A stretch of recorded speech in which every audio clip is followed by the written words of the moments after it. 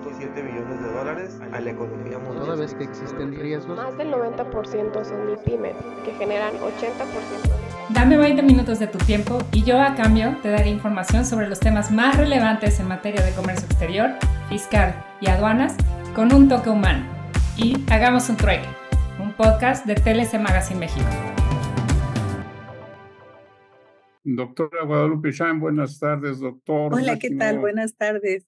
Bienvenidos a una saludarlos. edición más de Hagamos un Trueque, un evento de TLC Magazine México. Y bueno, pues le damos la bienvenida a quienes se están uniendo.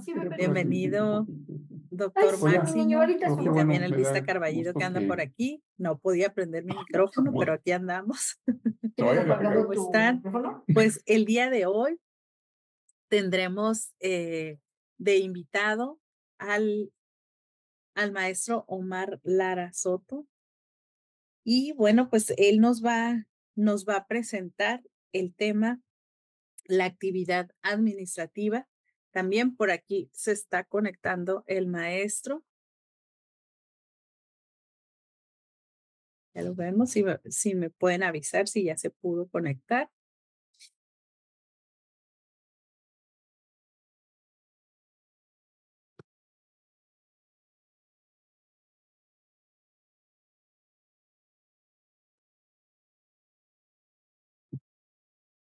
Y parece que sí, por aquí anda el maestro Omar. Bienvenidos a todos los que se están sumando, que vemos ya aquí algunas personas que nos visitan, que están desde Tijuana, desde Ciudad de México.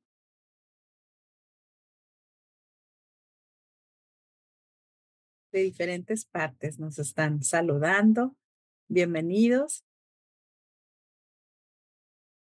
De Querétaro también nos están avisando por aquí. En el chat avísenos de dónde nos están viendo. Es un gusto que lleguemos hasta todas esas partes de México donde quieren seguirse actualizando en temas de comercio, fiscal, cumplimiento, etcétera.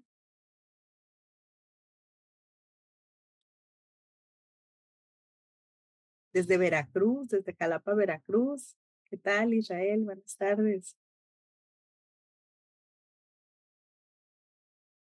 Espero que estén por aquí. Vemos a varios alumnos egresados de Trading Law College, recientemente del diplomado en cumplimiento y también de la maestría en fiscal, de la maestría en derecho aduanero. ¿Qué tal? ¿Cómo están? Qué gusto que estén aquí en el trueque, como cada lunes y miércoles. Y que, por cierto, ya ahora sí vamos en la recta final de septiembre. Qué rápido, ¿no? Súper rápido. Ya estamos pues, digamos, casi la penúltima sesión. Bueno, y ya se está conectando por aquí el maestro Omar Lara. Y bueno, me permito presentar su semblanza. El maestro Omar Lara es socio de la firma Lara Glés, tributario del grupo de consultoría empresarial Red Jurídica. Es licenciado en Derecho por la Universidad Veracruzana, especialista en el área de Constitucional y Administrativa por la Universidad Autónoma de Baja California y cuenta con maestría en Ciencias Jurídicas por la UABC. Es catedrático de las materias de Derecho Administrativo, Fiscal y Aduanero desde 2008 en diversas instituciones de educación superior. Es expositor y articulista en temas fiscales, administrativos y aduaneros. Además, ejerce como abogado postulante desde 1999. Desde 2004 se especializó en las áreas fiscal, administrativa y aduanera y actualmente es socio, como les mencionaba, de la firma Lara Glés, tributario del grupo de consultoría empresarial Red Jurídica y está especializado en las áreas laboral, seguridad social, fiscal, administrativa, comercio exterior y aduanas. Y le damos la bienvenida al maestro Omar, que ya lo tenemos aquí en pantalla. Bienvenido, maestro. Hola, doctora. Buenas tardes. Saludos a todos. Y pues un gusto estar aquí, como siempre, con ustedes para platicar pues ahora de otro tema. precisamente que es ya estoy compartiendo, perdón, sí, ¿verdad? Sí, ya vemos que ahí Ah, viene la pantalla, ya se ahí está. convirtió. De ese tema de la actividad administrativa realmente es un tema eh, por demás interesante porque tiene algunos aspectos, bueno, todo tiene aspectos prácticos, ¿no? En la práctica que nos sirven, ¿no? Y en este caso, pues es parte de esto. El hecho es que la misma actividad administrativa, pues es enorme. Yo creo que la cantidad de especialidades que existen en la Administración Pública Federal, pues no, no se da un abasto para conocerlas a detalle cada una. De hecho, ahorita que veía a propósito de lo que voy a decir, que veía que estaba la especialización del despacho, yo nomás me dedico a la parte administrativa y fiscal, ya lo demás no es eso de otros colegas, pero la mía es precisamente esa parte, ¿no? Pero sí es compleja, ¿no? Digo, hay cuestiones donde uno coincide en ciertos puntos, pero realmente pues es tan amplia la cantidad de actividad que lleva a cabo la administración pública que pues uno se subespecializa y pues hay mucho que conocer en cada una de estas áreas, ¿no? Y precisamente la situación es que independientemente de esa subespecialización y la cantidad de actividad que hay, pues hay formas de poder abordar esta misma para dar una explicación general de lo que es esta actividad administrativa, ¿no? Y de eso se trata el día de hoy, de platicar esos puntos generales para que podamos tener allí claro lo que precisamente implica y pues vamos a proseguir, a dar inicio con la misma, ¿no? Entonces, pues aquí la cuestión es, aquí está mi, que en este caso la actividad estatal, como sabemos, pues se ejerce a través de los poderes que más que poderes, pues ejercen funciones, ¿no? Es un solo poder que distribuye funciones a través de los llamados poder ejecutivo, legislativo y judicial.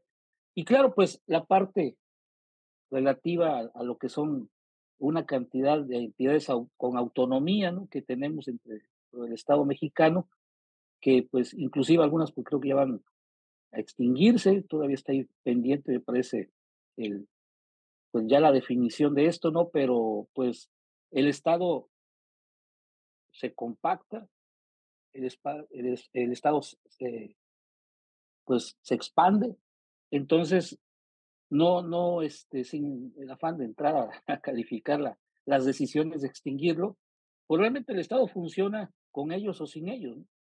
O sea, no es tanto decir si está bien o mal, ¿no? Sino el hecho de que el Estado puede extinguir una cantidad de organismos con los que cuenta, claro que todo a través de ciertos actos de legitimidad que se tienen, ¿no? Y digo, sin entrar a ese punto controversial de si es factible o no hacerlo, el hecho es que lo puede hacer, ¿no? Y entonces tenemos una serie de organismos con autonomía que también forman parte importante de la actividad estatal y que lo que caracteriza a cada uno de estos rubros, poderes, ejecutivo, legislativo, los entes autónomos, es que dentro de sus funciones se encuentra latente la actividad administrativa en general. Lo que es precisamente estos actos administrativos de forma sustantiva están presentes en todos. A final de cuentas, la parte de la administración pública pues está sustentada en la ciencia de la administración.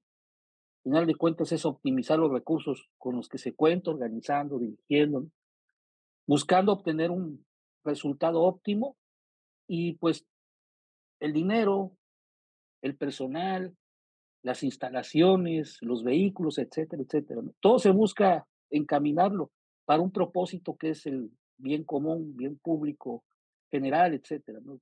Hay diversos nombres, ¿no? Pero lo que es cierto es que dentro de todos estos organismos, independientemente de la diversificación de sus áreas específicas, tienen la parte de la administración. Y es allí donde entra la parte de la administración pública en el ámbito del Ejecutivo, porque dicen los académicos, los doctrinarios, pero más bien, que pues solamente se le puede llamar actividad administrativa en específico a la que se lleva a cabo en la Administración Pública Federal.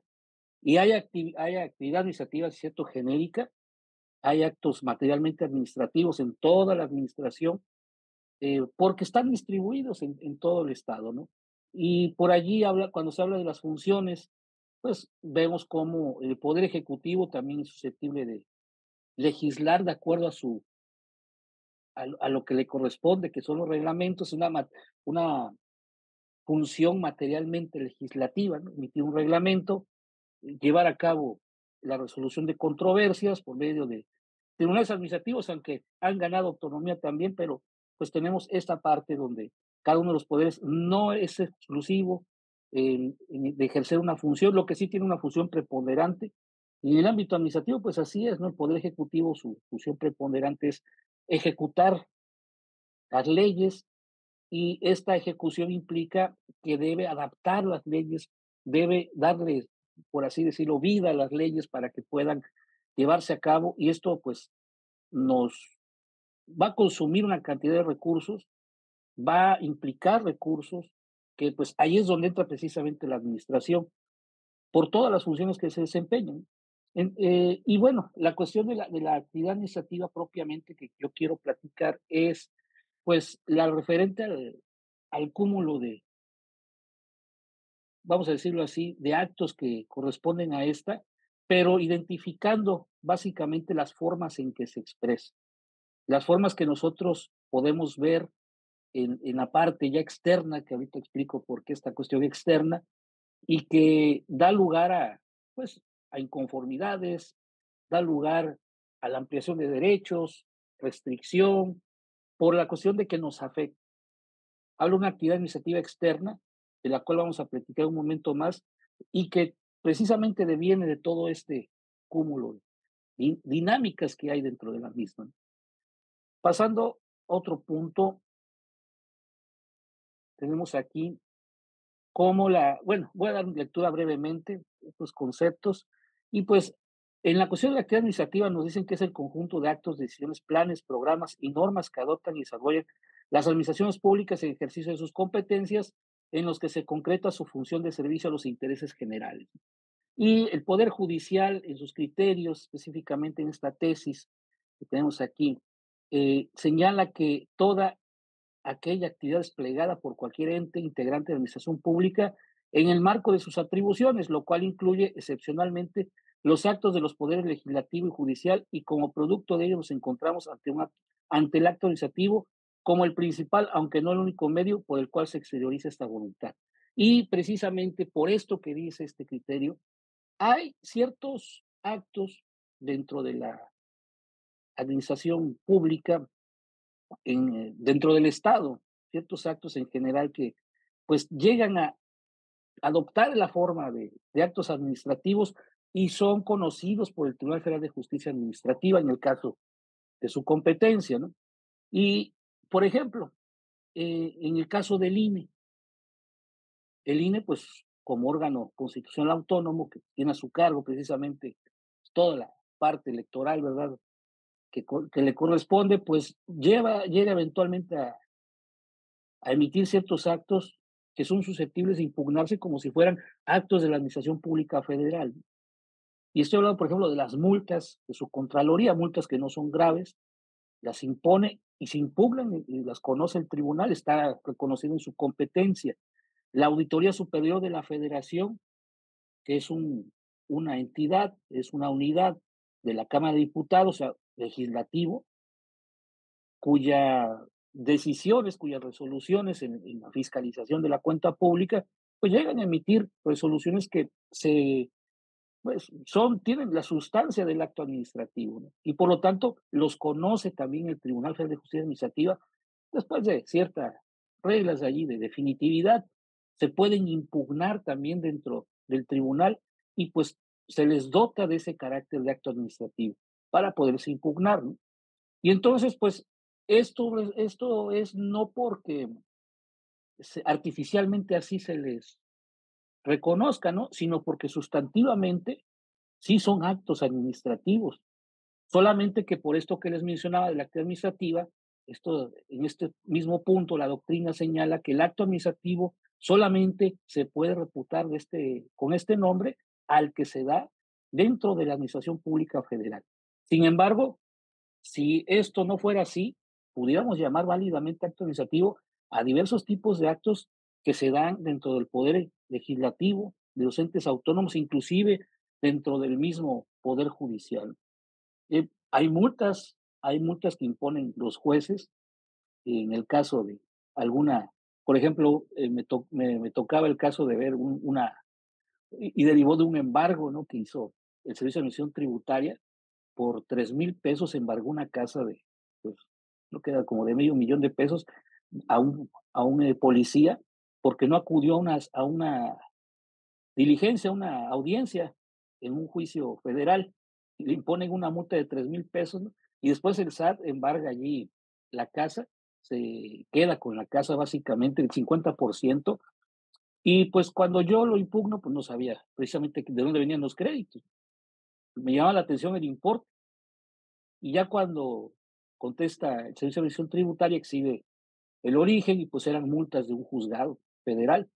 Y pues bueno, el punto más que ese asunto es que ese tipo de actos también tienen esa sustancia, ¿no?, de actos administrativos, ¿no? A eso iba, ¿no?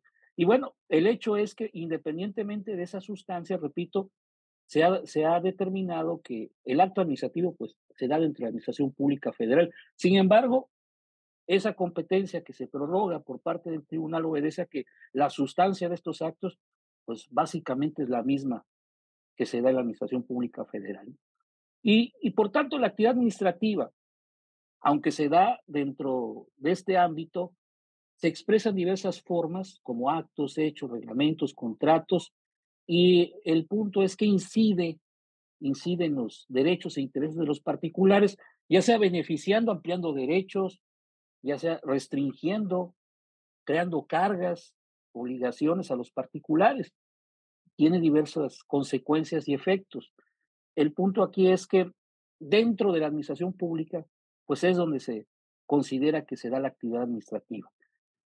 Específicamente, pues en la parte de la administración pública centralizada y paraestatal, aunque hay que señalar que algunos de estos organismos, por ejemplo, el sector paraestatal, pues son sociedades mercantiles, ¿no?, por la cuestión de las empresas de participación estatal, y entonces, pues es poco probable que emitan algún acto administrativo. Eventualmente pudiera darse algún caso, pero más que nada como acto de autoridad impugnable en el juicio de amparo, que es lo que le pasó a la Comisión Federal de Electricidad, ¿no?, que ha venido cambiando de régimen, en su naturaleza, ¿verdad?, desde hace ya un tiempo, cuando antes de la reforma que se dio en el sexenio anterior, pues se impugnaban sus actos. Pensemos en el caso de los ajustes a los recibos, cuando las personas a veces tenían allí sus diablitos, ¿no? Llegaban, revisaban en una inspección y determinaban que pues se habían estado consumiendo la energía eléctrica sin pagar ahora sí los, haciendo el pago respectivo. Y entonces determinaban el importe, se lo cobraban y se impugnaban en el Tribunal Federal de Justicia Administrativa, pero cambia la naturaleza a una empresa productiva del Estado, y entonces pues se considera que este tipo de actos ya no son de naturaleza administrativa, sino de naturaleza mercantil, derivados de un contrato de suministro de energía eléctrica con la comisión, y pues se deben ventilar en el ámbito mercantil. Inclusive actualmente pues así es como se impugnan, pero pasó por un proceso donde pues dijeron, ya no es el tribunal, bueno, pues nos vamos al juicio de amparo, ¿no? Y los juzgados federales dijeron, no, tampoco aquí, es un acto de carácter mercantil, ¿no? Entonces, muchas de estas empresas de participación estatal, inclusive las instituciones nacionales de seguros y fianzas, adoptan las formas de empresas eh, de participación estatal mediante una sociedad mercantil, y pues básicamente es nula la actividad administrativa que llevan a cabo. Digo, eventualmente puede darse un caso, ¿no? Decía como la comisión, que ya era de naturaleza mercantil, pero en la pandemia, ante los cortes de energía eléctrica, se le consideró autoridad. Entonces, pues es susceptible, repito, de cambiar esa naturaleza, y probablemente pudiera darse algún caso en alguna otra empresa de participación estatal. Pero el punto aquí es que es, pues baja la emisión de actos administrativos, de actividad administrativa en esta parte del sector paraestatal. Más que nada se dan en el ámbito de los organismos descentralizados, y en la centralizada sucede algo, pues por así decirlo, similar. Aunque estos organismos son susceptibles de emitir actos administrativos, de hecho lo hacen, pues los que van enfocados con su actividad a los particulares, a nosotros, los gobernados, ¿no? Pues son generalmente en la Secretaría de Estado donde pues se da esa mayor actividad, que es la que resentimos o la que nos beneficia, y pues estos eventualmente pueden darse, ¿no? Aunque aquí estos órganos reguladores coordinados pues tienen una cuestión allí muy, muy específica, ¿no? Porque realmente no tendrían ni por qué estar aquí, porque tienen autonomía, y pues lo que caracteriza estos organismos es que están sujetos al Ejecutivo, ¿no? Entonces, pues allí sí hay que ver, además el régimen de impugnación es muy, muy diverso a lo que es lo administrativo, no se da dentro del tribunal. Entonces, pues sí hay una cuestión allí, en este caso de estos organismos, pero repito, la mayor parte de la actividad, voy aquí a adelantar un poco más para, se da en estos sectores, aunque eventualmente es susceptible de que podamos impugnar otro tipo de actos de otros entes. Generalmente va a ser en lo centralizado, en el sector centralizado, en las secretarías de Estado y sus órganos administrativos desconcentrados, y en el paraestatal en sus organismos descentralizados, donde vamos a ver todo tipo de hechos, actos, reglamentos, contratos, que pues eventualmente pueden dar lugar a una impugnación. Ahora, regresando aquí a la clasificación de esta actividad, voy aquí a mencionar lo que dice este criterio, básicamente lo que está aquí, nada más por eso hago referencia al criterio. Esta actividad, de acuerdo a su naturaleza, pues es de policía o coacción, servicio público, prestación, de actividad de producción directa de bienes y servicios, arbitral o de mediación, planificación y programación, y actividad de garantía de la prestación de los servicios entregados en la lógica de la iniciativa privada en el marco del mercado. Es pues, los actos que lleva a cabo el Estado y pues las diversas concesiones. Aquí esto proviene de este criterio que tenemos aquí, pero en la parte de la forma jurídica, que es la que pues generalmente nosotros en la defensa fiscal es lo que tomamos en cuenta, pues esta puede ser expresada en actos administrativos, que es la declaración unitaria de voluntad autoadministrativa, que produce efectos jurídicos, ¿no?, en un particular. Los hechos donde esa voluntad autoadministrativa no existe, sino actividad material, actividad técnica o eventos que eventualmente pueden generar pues una consecuencias jurídicas a los particulares.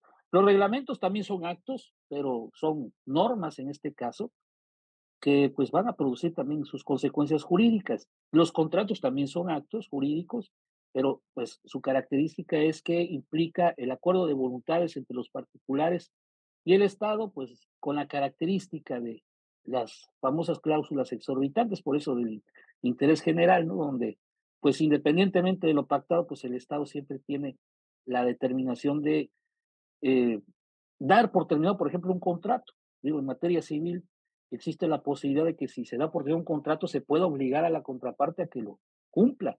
Pero en materia pública, pues, de los contratos administrativos, pues el Estado dice, se termina el contrato, se termina, claro, hay consecuencias como indemnizaciones, pero ese es otro punto, ¿no?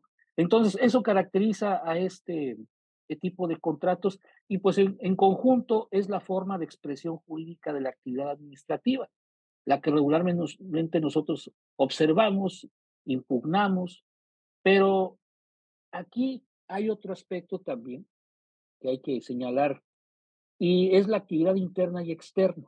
También esto implica situaciones que en la práctica a veces llegan a manifestarse en vicios de los actos administrativos.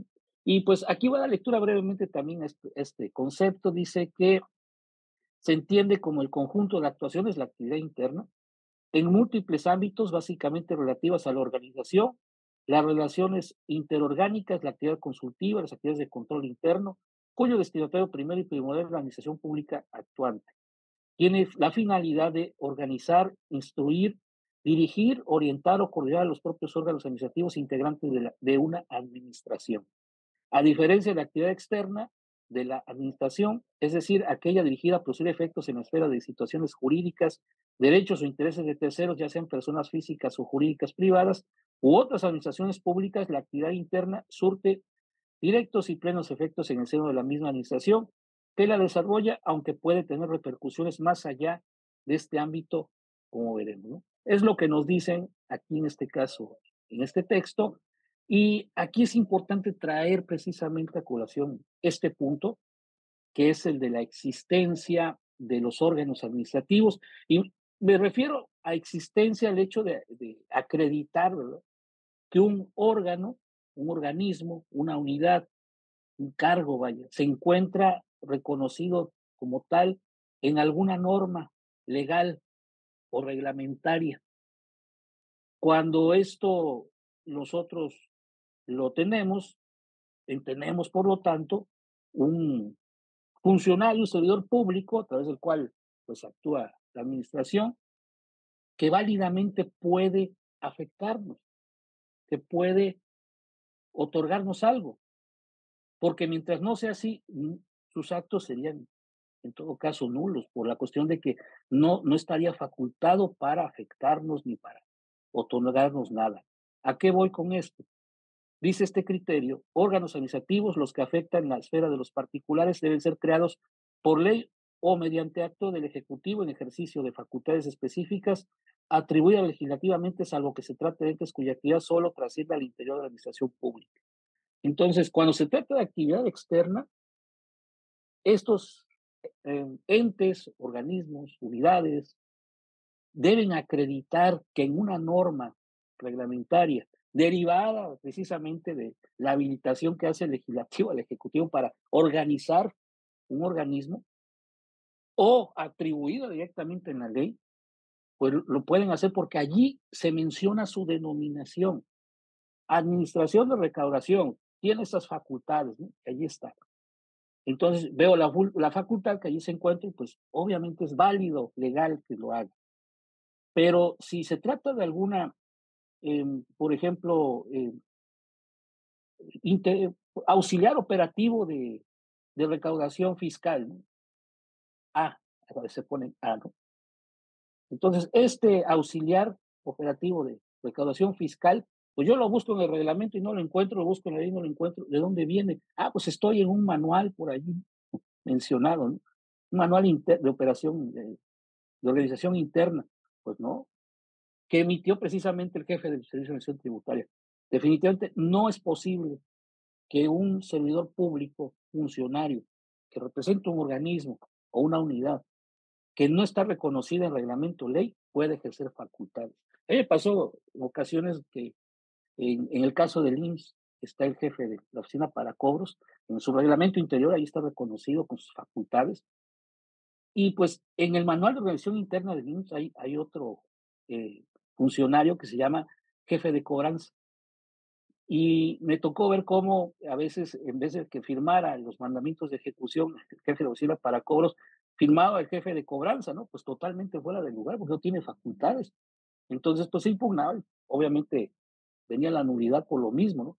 Y también en el caso por ejemplo, del SAT, me tocó ver en notificaciones de estrados, ordena era de la aduana, si no me recuerdo, y hace un tiempo, el administrador de la aduana, todavía administrador, eh, ordenaba publicar los estrados, y ya después se levantaban, la constancia de levantamiento de estrados la hacía un auxiliar precisamente operativo de ahí de la aduana, que no tenía ningún reconocimiento en el reglamento o en la ley, y señalaba que en tal fecha daba constancia y tenía por notificada al particular, ¿no? A la persona respectiva.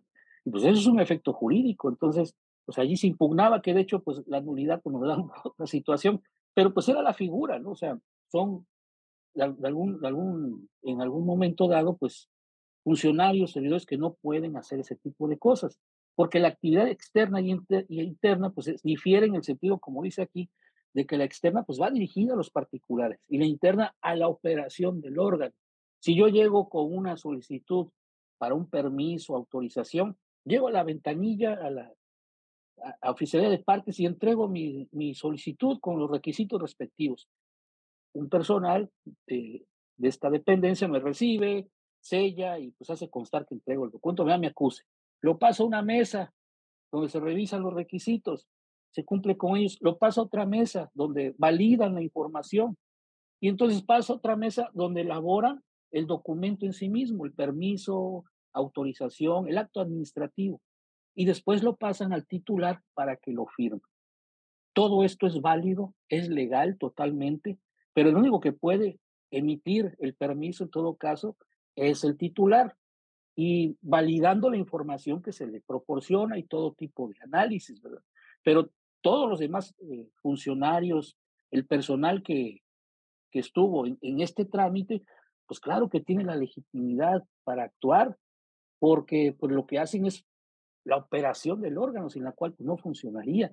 Entonces, no es que la actividad administrativa interna pues no tenga ningún valor, claro que lo tiene, pues hay contrataciones, hay, repito, toda cantidad de actividad técnica que pues en la cual se basa en la actividad externa.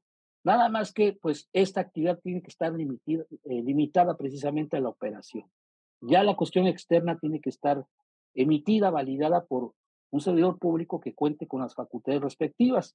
Entonces, vuelvo aquí a esto, generalmente esta actividad externa la vamos a encontrar en estos organismos, repito, no estoy limitando a que solamente en estos rubros, sino que generalmente aquí encontramos lo que nosotros impugnamos, ¿no?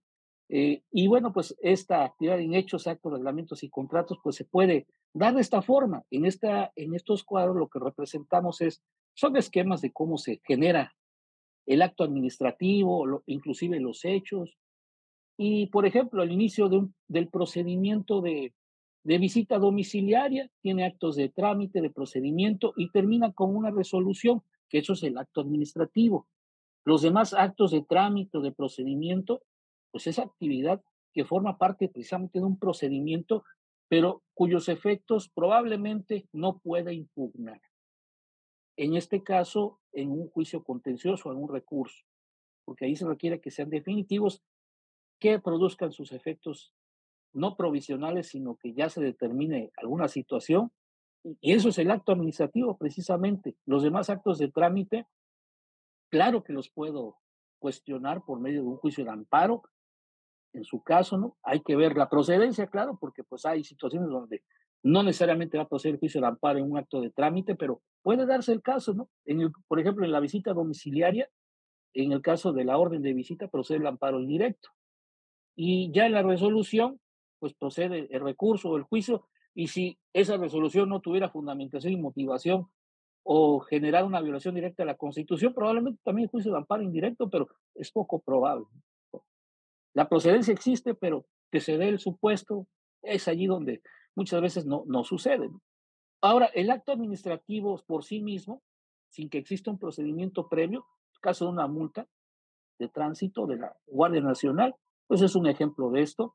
En este caso decíamos una resolución de una visita domiciliaria, pero también en la cuestión de los contratos, ¿no? Generalmente el contrato por sí mismo es poco probable que se pueda impugnar ese acuerdo de voluntades, sino los efectos que producen, ¿no? Y previamente su conformación, ¿no? La convocatoria, la asignación, en este caso la ley de adquisiciones, el reglamento del sector público establece una serie de procedimientos que pueden ser impugnables.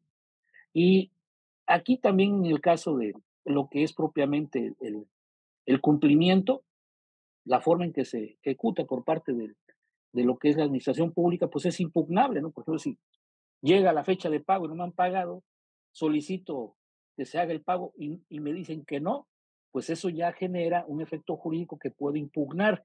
Aquí lo que me llama la atención del contrato es que si en sí mismo pudiera ser impugnable, por ejemplo, alguna cláusula discriminatoria en la prestación de un servicio público, yo creo que pudiera darse esa situación, habría que revisarlo, pero en sí mismo lo que son ya los efectos que genera el contrato es lo que vamos a impugnar, ¿no? En el caso de los reglamentos, pues se emite el reglamento, ya tenemos el juicio de amparo, ¿verdad? Para impugnar allí en este caso al publicarse y que inicie su vigencia, si consideramos que es autoaplicativo, nos genera perjuicios por sí mismo, solamente al publicarse lo podemos impugnar, pero en todo caso mediante un acto de aplicación, que también sería amparo indirecto, inclusive los medios ordinarios. Lo mismo sucede con decretos, disposiciones de carácter general, y se publica, inicia su vigencia, pues al hacer efectos sin necesidad de un acto de aplicación, se pueden impugnar y en todo caso esperar el acto de aplicación y ahí pudiéramos impugnarlo, ¿no? Por ejemplo, si alguna norma que reforme el régimen del impuesto sobre la renta, ¿no? De algún contribuyente, donde el aumento de obligaciones, publicándose, lo puedo impugnar, que ya genera la obligación por estar en ese régimen. Pero una multa, si se modifica una multa, por ejemplo, una multa que tradicionalmente tenía allí una cantidad en pesos, vamos a decirlo, ¿no? De 30,000 pesos, ¿no? Por la conducta, por la infracción. Y de pronto, pues lo modifican y dicen, no, pues ya no son 30,000 pesos, ahora son 300,000 pesos. No, pues vamos a decir, es bastante, ¿no? Pero yo no puedo impugnarla hasta no incurrir yo en la causal, ¿no? Porque no puedo llegar a impugnar por una infracción que ni siquiera he cometido, o sea, no hay un acto de aplicación. Entonces, ese es el caso aquí de esta parte. Y ya lo que son los hechos, propiamente los hechos administrativos, pues como decía yo, es actividad material, técnica, que se da sin que exista la voluntad, pero me refiero a la voluntad a lo que es el acto administrativo, la decisión precisamente de un órgano facultado para emitir pues todo tipo de actos, ¿no? Y aquí pues esa actividad material puede darse en el cumplimiento de un deber, en la ejecución de algún trabajo ordenado por la misma administración, en la misma ejecución de un acto administrativo, ¿no? Aquí, por ejemplo, el remolque de un vehículo, ¿no? Pues lo hace en este caso una concesionaria que tiene a su cargo pues, el resguardo de los vehículos en cuestiones de tránsito, ¿no? Y ese remolque es actividad administrativa, es un hecho administrativo, puede generar perjuicios en el vehículo y pues esto es reclamable también el cumplimiento de un deber, ¿no? Porque si un policía, por ejemplo, que se encuentre, eh, en este caso, haciendo pues su rondín, ¿no? Y encuentra que pues está alterando el orden público, arresta a una persona, lo detiene, se lo lleva y pues aplicará la medida respectiva, ¿no? Pero aquí no hay un acto administrativo como tal, propiamente de entrada, ¿no? Posteriormente, bueno, en el caso del arresto, pues sí es una cuestión concreta, ¿no? Pero el acto administrativo es escrito, siempre es escrito. En el caso de nuestra legislación, aclaro, ¿no? Porque en la doctrina, pues los actos administrativos tienen una cantidad de formas, ¿no? Por ejemplo, el caso, creo que platicaba yo en otra sesión, ahí otra plática que teníamos, de cómo en la doctrina se habla de si acaso los ademanes, los gestos, ¿no? Que llevan a cabo los policías de tránsito al dirigir el tránsito son actos administrativos. Algunos dicen que sí, otros dicen que no. La mayoría, si no me recuerdo, coinciden que sí son actos administrativos. O sea, cuando te hacen con un gesto así que te detengas, una declaración de voluntad que produce efectos jurídicos en un particular. El otro caso es el de los dispositivos de tránsito, ¿no? Los letreros, estos que vemos del límite de velocidad, de los actos, etcétera, ¿no? Que allí pues ahí sí hay más divergencia. De hecho, desde mi punto de vista, pues, no creo que sea un acto administrativo. Algunos dicen que lo son, pero yo considero que no es así. Puede ser el efecto precisamente de la norma, ¿no? Pero como tal, un acto administrativo, pues no coincide en ese punto, ¿no? Pero digo, a final de cuentas es un debate en la doctrina, ¿no? Y bueno, en los hechos administrativos, pues se da esa situación, esta actividad técnica que eventualmente puede repercutir en los derechos de los particulares, por ejemplo, el caso de la pavimentación, ¿no? El mantenimiento de una vialidad. Vamos a pensar que se deja allí un boquete, ¿no? Un hoyo ahí en la carretera y no se ponen los avisos respectivos, y va alguien y cae allí y se poncha su llanta, ¿no? Pues claro que ese hecho administrativo es susceptible de generar efectos, en este caso un perjuicio, podría ser responsabilidad patrimonial del Estado, ¿no? Por ejemplo, pero tiene sus efectos también. En el caso donde se afectan de forma, el arresto, por ejemplo, debe hacerse constar en actas circunstanciadas para salvaguardar conforme al 16 constitucional, esto de la parte escrita, ¿no? Por ahí hay unos criterios que señalan esto, que cuando se trata de este tipo de situaciones, por ejemplo, inspecciones, verificaciones, debe existir un acta circunstanciada para que estos actos no sean inconstitucionales, porque se entiende que la administración, pues no en todo momento vas a tener dispuesto un escrito, ¿no? Para decir, pues yo aquí traigo una orden de arresto para ti que ibas a tener el orden público, o traigo una orden de inspección para ti, Omar Lara Soto, ¿no? Que traes allí mercancía que no acredita la legal estancia, ¿no? Pues claro que no se puede saber eso. Entonces, existe un margen donde la autoridad puede actuar sin necesidad de estas formalidades, el acto administrativo, por ejemplo, pero si hay una afectación debe existir la parte escrita que sean las actas circunstanciadas. Entonces, esto puede dar lugar a inicio a trámites como el PAMA, por ejemplo, y terminar en una resolución que es el acto administrativo. Y la responsabilidad patrimonial del Estado, decía yo, pues por cuestiones de perjuicios que se llegan a generar precisamente en la actividad administrativa, como el caso de la falta de mantenimiento de vialidades que provoca un accidente, eh, la limpieza, ¿no? Donde pues a veces la gente no, no advierte que está mojado el piso y pues llega a torcerse un tobillo o algo, ¿no? Pues claro que es susceptible de reclamarse, ¿no? Y en el caso de esto, y bueno, la misma actividad técnica, por ejemplo, en el caso del IMSS, ¿no? Las operaciones, todo este tipo de perjuicios que se pueden generar en esta actividad de médica, ¿no? Pues es susceptible de reclamarse. Entonces, todo lo que implique de alguna manera un efecto jurídico, generalmente en el caso de la responsabilidad patrimonial del Estado es un perjuicio que sufrimos, derivado no de un acto administrativo, sino de la misma actividad técnica, la misma dinámica de la administración, pues se puede dar a través de este tipo de actividades, ¿no? Y bueno, y la otra es la respuesta a lo que son las peticiones, pues, también, que son actos administrativos a final de cuentas, pero provienen de peticiones, solicitudes que hacen los particulares, ¿no? Entonces, aquí lo que pretendemos representar es la forma en que se expresa generalmente la actividad administrativa. Claro que puede haber otras derivaciones, pero en general es la manera en que nosotros la podemos observar dentro del ámbito de la defensa fiscal, administrativa, aduanera, cuando pues tratamos de ver qué es lo que sucedió, ¿no? Llegan las personas y, pues, ¿qué pasó? No, es que me embargaron la mercancía. ¿Y cómo fue? ¿No? Pues llegaron y se llevaron la mercancía, o algún acta, nada. Entonces hay que buscar cómo vamos a impugnar, ¿no?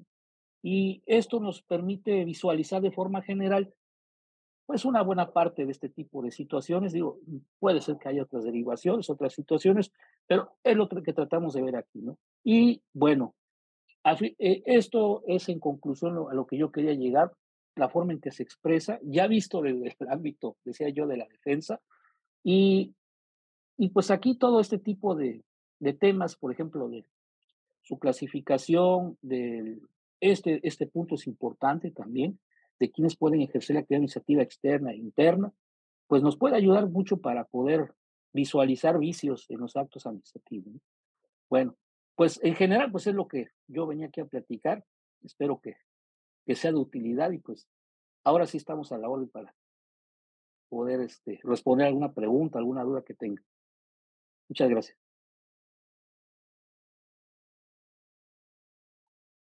Muchas gracias, maestro. Muy bien, muy puntual. Gracias. Muy bien, pues bueno, los invitamos a que pongan sus dudas y preguntas para el maestro Mar Lara a través del chat y mientras tanto, bueno, vamos a abrir el micrófono a nuestros panelistas. Adelante, Vista, Antonio. Maestro Omar, muy buenas tardes. Me da gusto volverlo a ver. Y Realmente, buenas tardes. muy agradecido por la exposición.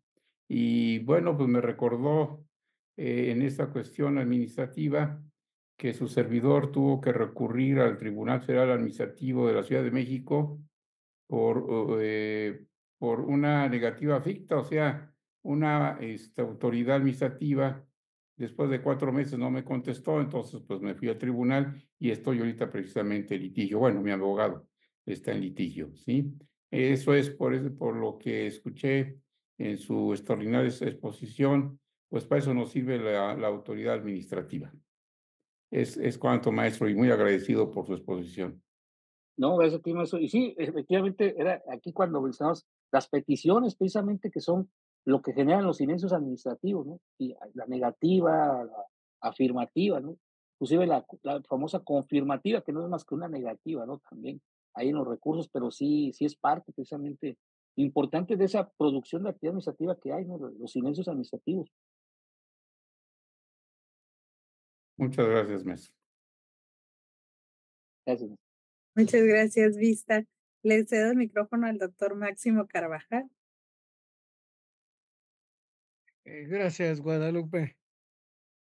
Omar Lara, Doctor. muchas felicidades. Qué gusto de saludarte nuevamente y que nos acompañas repetidamente, claro, con algún lapso por cuestiones de que las agendas que trae TLC, pero siempre son muy bienvenidas tus charlas, orientan, la gente está pendiente y sobre todo en un tema tan importante como son estos aspectos administrativos para pues conocer partes de un PAMA, de una pyme,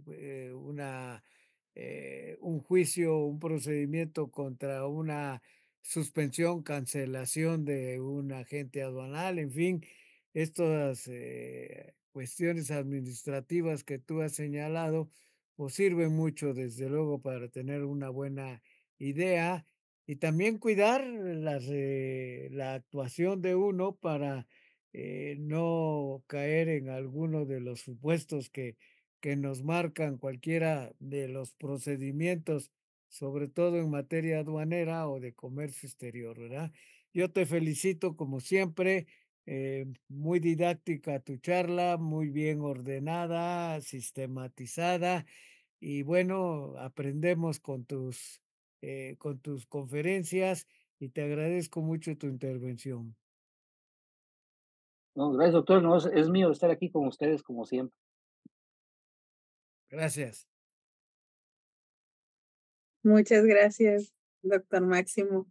Y por ahí ya vi que le tienen su guardado. Su encargo, ya lo tienen por. Muy bien, bueno, pues también, bueno, saludos también al Estado de México que por aquí nos pusieron. Y bueno, al momento, pues solo han llegado felicitaciones y queremos entregar el presente reconocimiento al maestro Omar Lara. A ver si pueden dejar de compartir. Gracias. Sí. Muy bien, vamos a compartir el reconocimiento para el maestro Omar. Lo veo por ahí, no lo están compartiendo. Hace favor, Isaí. Bueno, a ver, yo aquí lo tengo. Y bueno, en un momento se lo hacemos llegar, pero como usted sabe, TLC Magazine México y Hagamos un Trueque otorgan el presente reconocimiento al maestro Omar Lara por hacer un trueque en la plática virtual con el tema la actividad administrativa el día 23 de septiembre de 2024 y lo firma nuestro presidente, el doctor Octavio de la Torre, y la CEO también de Grupo TLC, la maestra Daniela Martínez. Muchas gracias a todos por estar aquí con nosotros. Hemos llegado al final del trueque de hoy. Muchas gracias por acompañarnos. Esto fue Hagamos un Trueque vía Zoom, un evento de TLC Magazine México. Si te gustó esta plática, no olvides compartir cada evento con tus contactos, para que así continuemos esparciendo conocimiento y nos mantengamos actualizados. Encuentra todas nuestras pláticas a través de nuestra plataforma de educación en línea ingresando a www.tlcmagazinemexico.com.mx en la sección de cursos, donde podrás verlos nuevamente sin costo. Si estás interesado en algún tema específico, envíanos un mensaje a través de las redes sociales de TLC Magazine México y buscaremos un experto que pueda aclarar tus dudas. Esto fue Hagamos un Trueque.